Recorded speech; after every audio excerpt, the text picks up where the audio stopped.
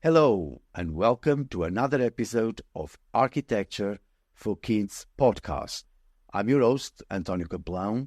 I'm a trained architect, an architectural educator, and founding director of award-winning Architecture for Kids CIC. In this podcast, I'm going to talk to practitioners and creatives that share the same passion as I do, to inspire and to engage children and young people to shape their built environment and the creative industries. The podcast is brought to you in collaboration with the Built Environment Trust, the Thornton Education Trust, and the Welsh School of Architecture, Cardiff University. My guest today is Lee Patterson. Lee is a lead officer for the partnership between Cardiff Council and UNICEF as part of the Child Friendly City program.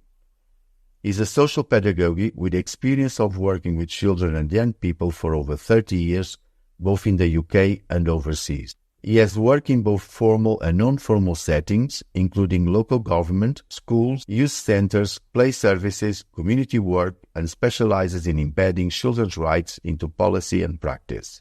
Lee, congratulations on Cardiff becoming the first UK child-friendly city with UNICEF status.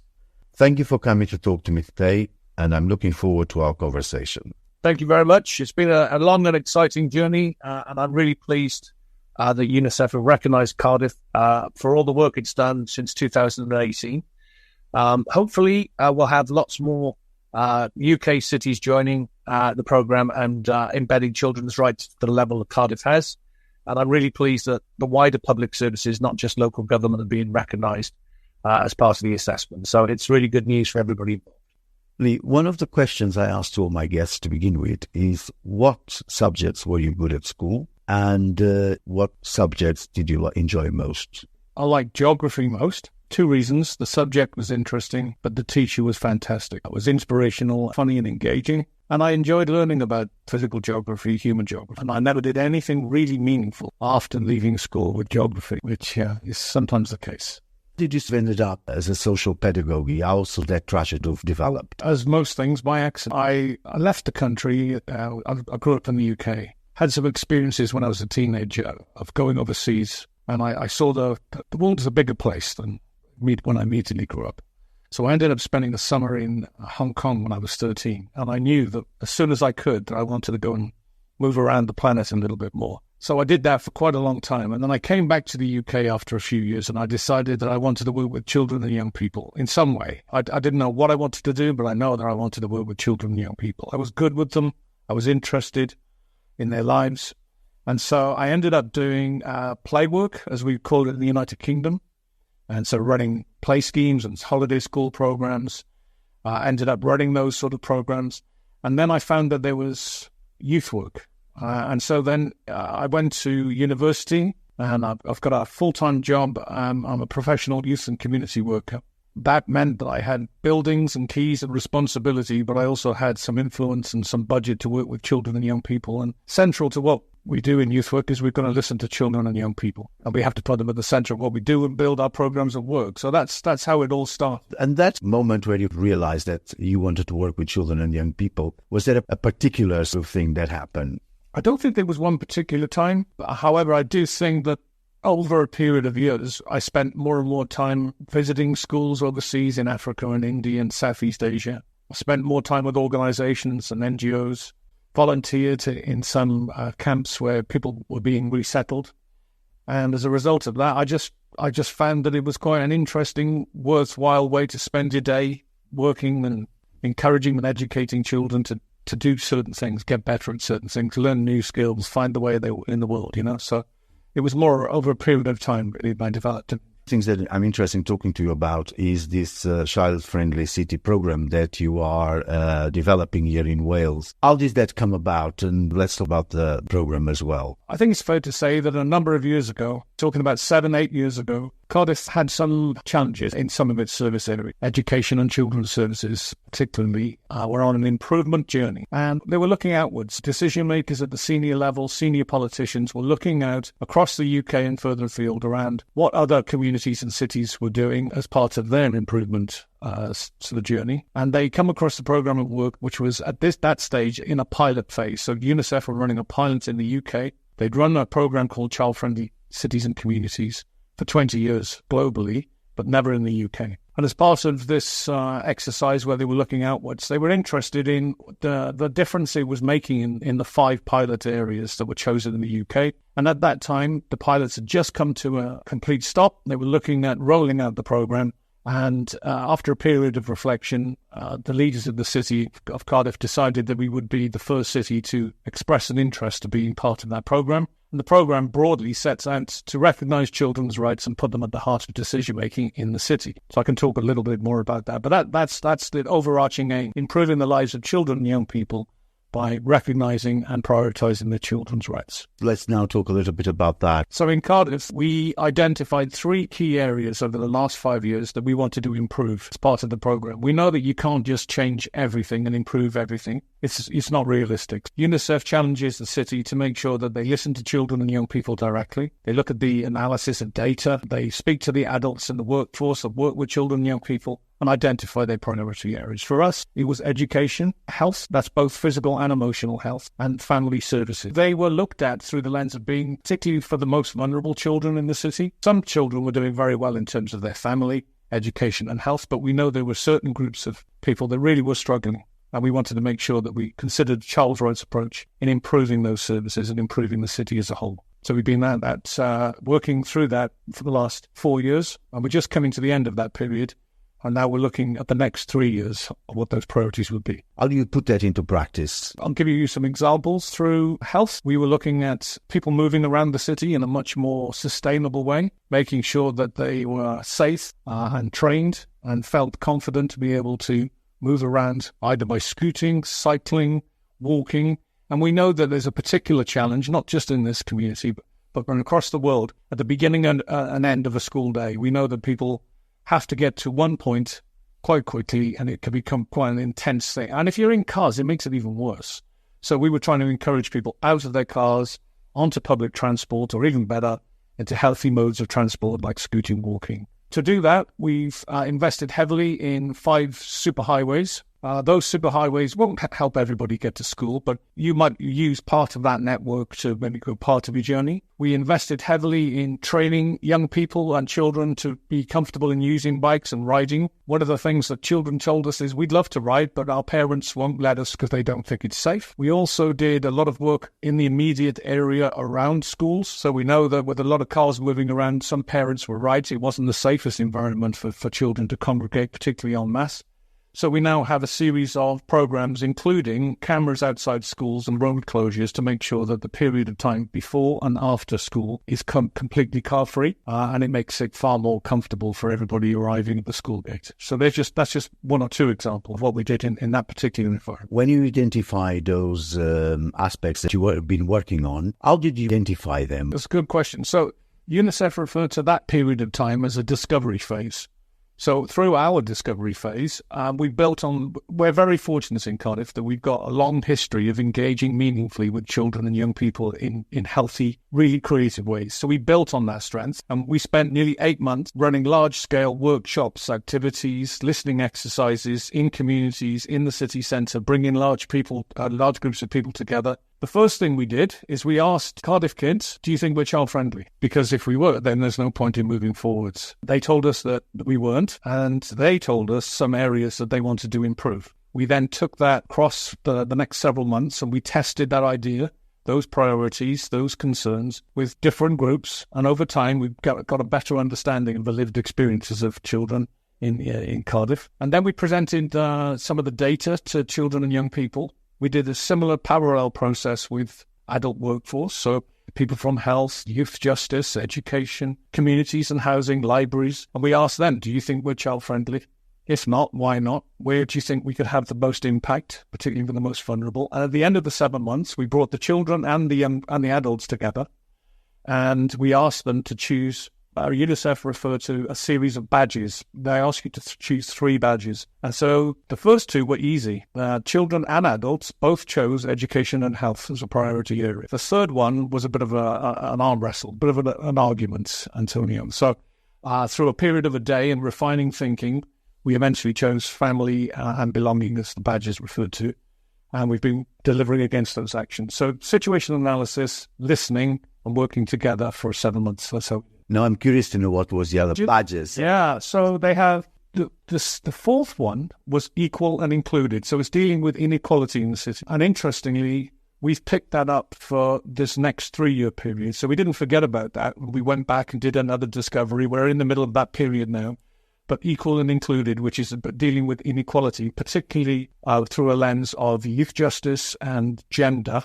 That's one of our priority areas going forward for the next 3 years. So we didn't forget about it. Are you following some kind of precedent? The working with children and young people in creative ways to listen to them is a strength in the city. What we haven't done is done that systematically across the organisation in local government. What I can say now after 4.5 years is that we're doing that far, far more, and the quality is better.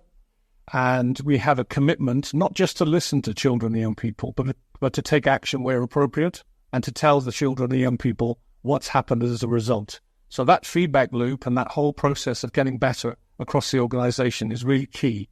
And it's not just about the listening. You've got to roll your sleeves up and do these things as well. You've got to make the changes, improve the services. People sometimes are patronising just because human beings haven't been on the planet longer than somebody else. We have that sort of paternalistic, sometimes patronising view. You sit down and listen to some children and at the age of 8, 11, 14, and they're outstanding. They know what they want. They understand the world around them. They are experts in their own lives. And we weren't recognising that as well as we could have done across the whole of local government in the past. And I now... Is it correct for me to say that it's about bringing agency to children? Exactly. And why do you think it's important for children to have agency? If we see them as passive recipients of a service, we're doing them a disservice. If we're providing them with the service that they require, that they need, either because it keeps them safe, it educates them, it keeps them healthy, keeps them motivated, then treating them as passive recipients is not the way forward. So it needs to be engaging and it needs to be meaningful, and that you need to find out if it meets their needs. So I just think it's ignorant for adults. And if people work with children and young people, and if you, as maybe you're a parent or a caregiver, you understand that, they're quite surprising. And they're not citizens in waiting, Antonio. They're not citizens in waiting. They're citizens now with intrinsic human rights. And it's as duty bearers is the technical term. So people that should make sure that these kids have their rights met. It's a legal obligation. We shouldn't just be doing it because we're told to. We should see the benefits of it. It should be co-producing things, working together, understanding what's needed, refining things to get better. And that could be everything from planning a whole community, developing a park, starting up a new project or service. When politicians make a decision, they understand what children's rights are and what the impact of their decisions are, how money is being spent. It doesn't need to be boring. Politics sometimes is really boring. But actually, if you bring it to life and if you put kids in the middle of it all of a sudden it gets interesting. The dynamic changes, it becomes more real. What is the impact in general of a child-friendly city? Because I don't think that will impact just the children. No. If we stick with our next priority, as I said, is about equality. The second priority is about place. It's about urban planning and design and meeting the needs of children and young people and involve them in the designing of their own communities. If our city planners here in Cardiff, and we're very lucky to have quite progressive teams that are really interested in working with children and young people to design their communities with them, if they're designing for an 8-year-old called Mark, then quite often the design that the child wants is the same as an 88-year-old called Vera, because mobility is an issue, because the way that they use the urban design and the planning elements of our city is quite similar. Not everybody can move across a very large arterial road quickly. Not everybody can walk long distances. Everybody needs a place to sit and dwell. We all benefit from green spaces and blue infrastructure like lakes and rivers. Nature enhances us. It's all. So it's ignorant to think, well, actually, by planning for children, you're planning other parts of our civic society out of that community. It's complementary quite often. I'm thinking about families that regular number amount of children. That was that intergenerational lifestyle within the family that several generations live together and they helped each other and complement each other's life. Some parts of our society in different countries, we've lost that element to some extent, that intergenerational. Fortunately in Cardiff, we're a very rich, diverse community. So we've still got a lot of groups of families that live together, three generations in a household, and you see some of our parks being used. You'll have an 80, 90-year-old cluster of people sitting down talking on benches while families are playing in the background and having a picnic, and teenagers will be dwelling. We're very fortunate to have that in Cardiff, and we want to build on that, and we want to make sure that everybody is welcome in those spaces. Within the program, how much work do you have until implement a lot of these ideas you've been working on? We've been working since 2018. Our strategy was launched, so we're coming up to nearly 5 years. We're now in an evaluation period where we're reflecting on our success, what else we need to do, and we're setting out an action plan in March 2024 that will set out exactly what we're trying to achieve for 23 to 26. We've still got work to do in terms of internal processes around how we involve young children and young people in budget setting, how we involve children and young people in training and evaluating some staff and developing new services. I don't think we'll ever get that perfect. There's always work to be done. But we are looking outwards at the other priorities, which I said is about making sure that we got Cardiff is a fair and equal city as much as possible, and that our planning understands children's needs and respects their rights. What has been most successful in all this work? I think there's some tangible things that have changed. One of the first things that children and young people consistently told us was that we don't know about our rights, and we're not taught about our rights. Right? So when we talk about rights, some people get really off. It's a legal framework. But actually, when I speak to mums and dads and foster carers and children themselves, it's just things that help you keep you happy, safe, you're not discriminated against, and you're able to flourish and be the best that you can be. That's it. It's as simple as that. It's a set of rules that the adults need to do, and adults even have their own rights. They got human rights, but actually children need extra protection because they're extra vulnerable, so they get an extra set of rights, which we call children's rights. It's not rocket science. They told us, you need to teach us better, and you need to teach us earlier. So in Cardiff, one of the tangible things that we've seen is UNICEF run another program of work called Rights Respect in Schools. And we wanted to sort of have a framework where we could take something off the shelf and deliver it in Cardiff and do it as well as we could. So we decided to try to get all of our schools to be part of this UNICEF program, which is called Rights Respect in Schools, which is not just about putting a poster up or running an assembly about children's rights. It's about teaching through rights, not just about rights, through rights. So if you're learning about geography, learning about architecture, learning about civil rights, learning about history, you use the lens of children's rights. So people become experts in it. And it's not just the children, it's the staff, it's the non-teaching staff, it's the governors and parents.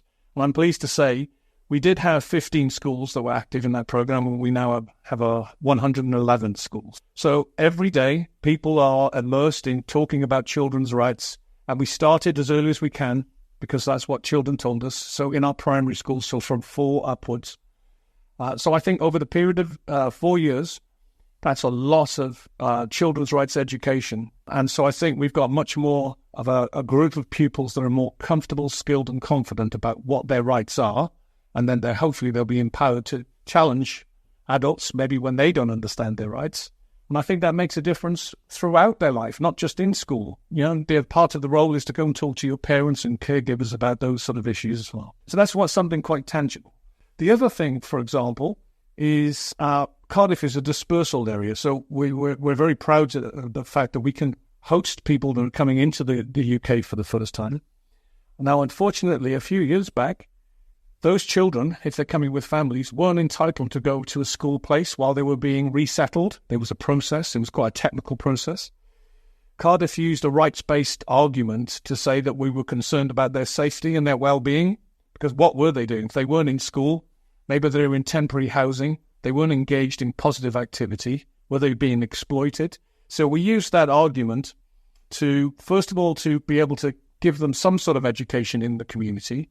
And then we argued with the Home Office that the school is the best place. So from now on, for 2 years now, new coming families, their children immediately get offered a school place. So they're straight away involved.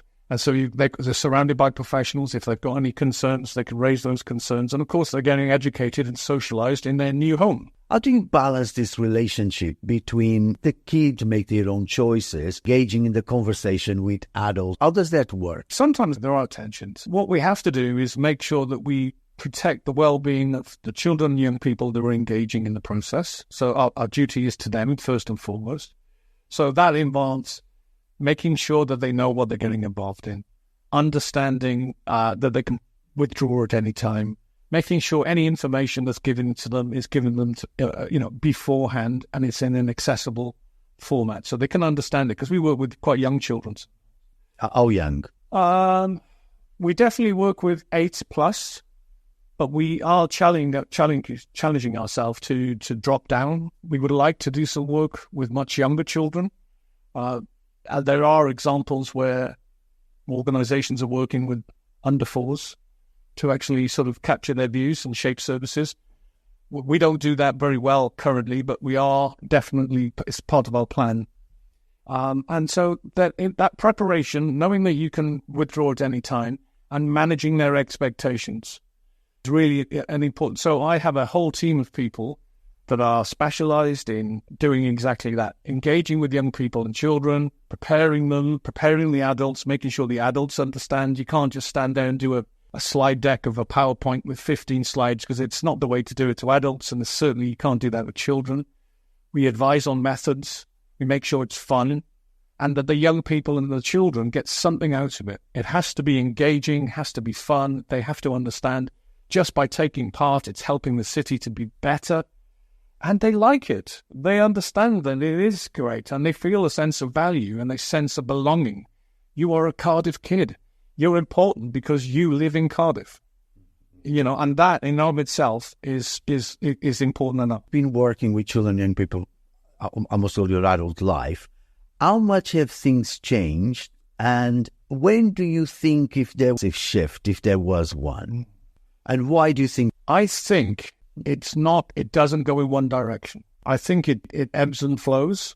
And I think nationally, well, first of all, there are global things which alter people's perspective and priorities. And we've seen that in recent times with pandemic. However, if you go back just another 5, 8, 10 years, it was austerity measures, the global financial crisis. That has a direct impact on national and local government and has to change the way they work. And for us, a really good example was, and for me, it was a test. It was a test of, we've been doing child-friendly program of work for a number of years, and then we had a pandemic. How are we going to respond during a crisis? And I was pleased to say that we responded with children's rights at the heart of our thinking. So, for example, I saw 10,000 devices were purchased and delivered directly to children and young people to make sure they had a device when the schools closed. So free, it was given to them. It was on loan, permanent loan, because we know that that's how they were going to communicate. They weren't going to be isolated. They were going to get elements of education. They were going to get news. That device was almost like seeing like utilities, like water, electricity, gas. It was communication, and it was a really good response. Another example how things had changed for us in Cardiff particularly was around what happens when you open up after a crisis. Well, we know that people were very fearful to come together. They lacked confidence. They weren't socialized at times. So rather than put pressure on the children and young people, the decision makers at the senior level said we must not talk about educational catch-up being the only priority. We know that that's important, but it's about the well-being of our children and young people. And so we ran a whole series of three years worth of well-being programs and festivals for children and young people to celebrate them, to say thank you to them for the sacrifices that they made in their short lives, and to give them the confidence to come together. And the only outcome, the only thing that we were counting at the end of our first summer festival was, we called it the Summer of Smiles, was how many smiles did we generate? That's the only outcome. We weren't asking them to fill out forms. It was how many smiles did we have? And so for me, that's a change. There's an element of risk there. So when you have a big fundamental shift in how funding is allocated and the priorities, that was different to how we reacted when we had the banking and the financial crisis.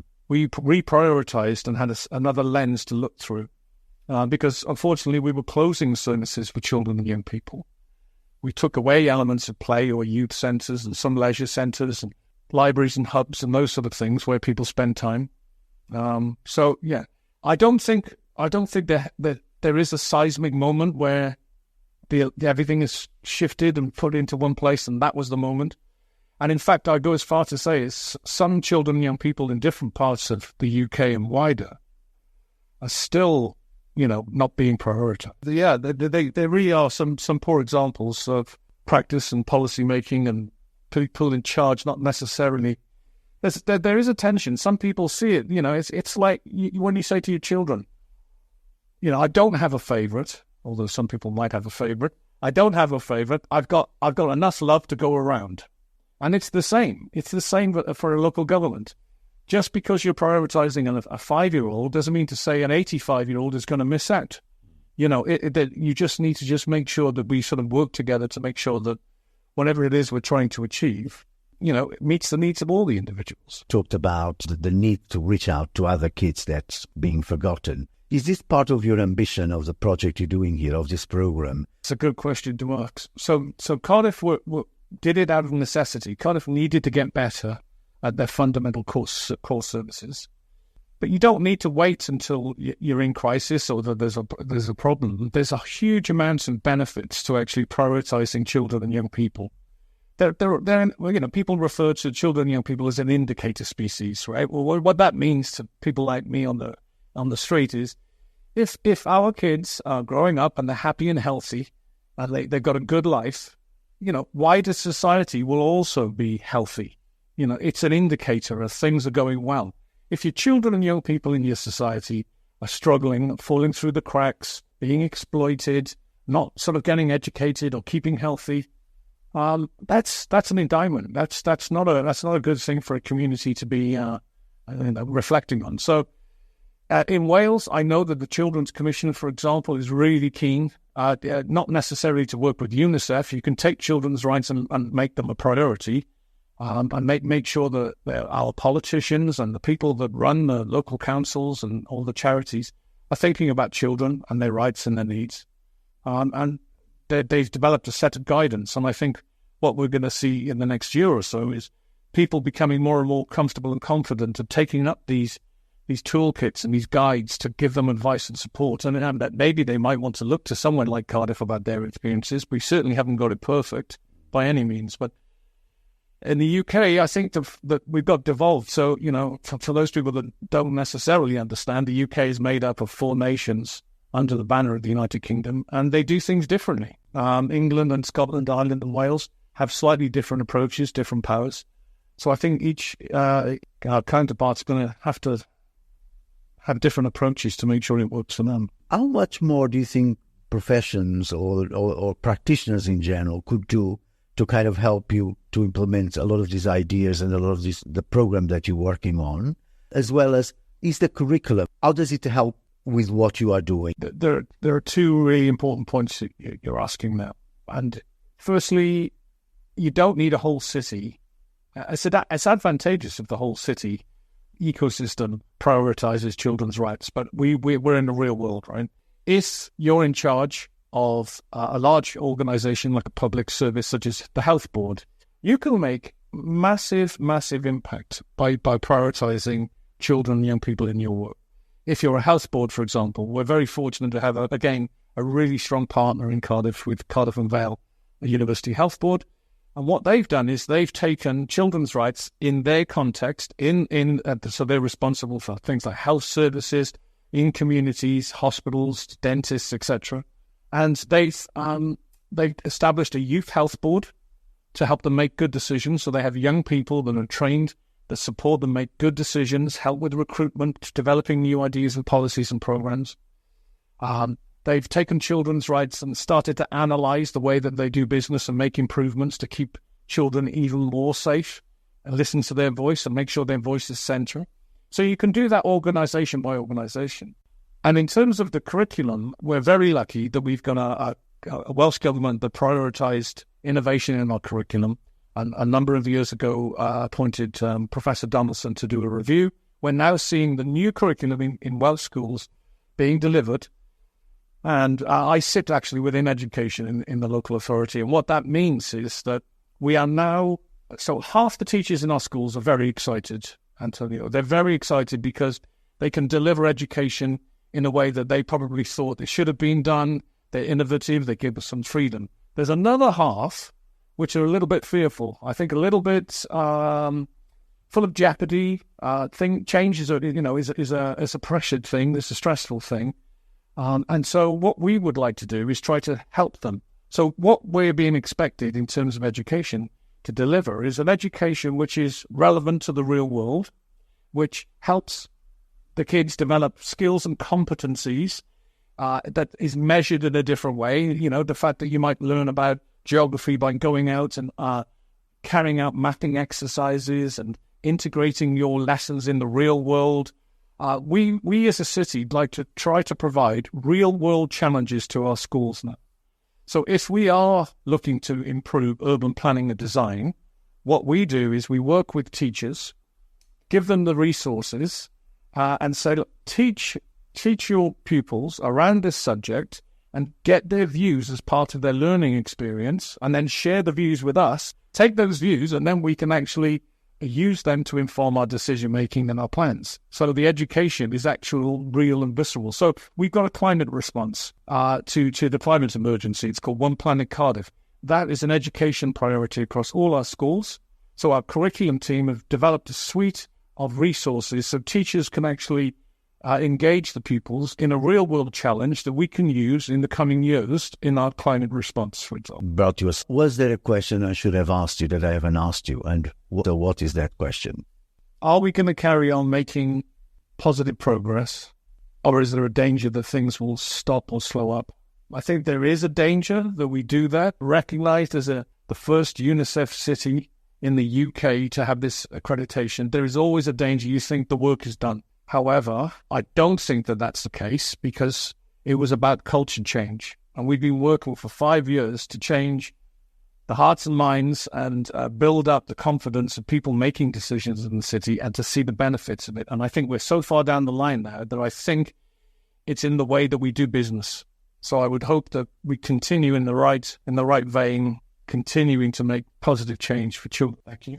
Thank you very much to my guests today, to all the listeners. And please subscribe to Architecture for Kids podcast and leave your rating and a review. Recommend us to your friends and family. And to find out more about it, visit our websites, antoniocaplan-portfolio.co.uk, buildingcentre.co.uk, thorntoneducationtrust.org, cardiff.ac.uk. And follow us on Instagram, Arch4Kids CIC, Twitter, @Kaplan, LinkedIn, @Kaplan, CAPELAO. And please join me again next week for another episode of Architecture for Kids podcast, brought to you in collaboration with the Built Environment Trust, the Thornton Education Trust, and the Welsh School of Architecture, Cardiff University.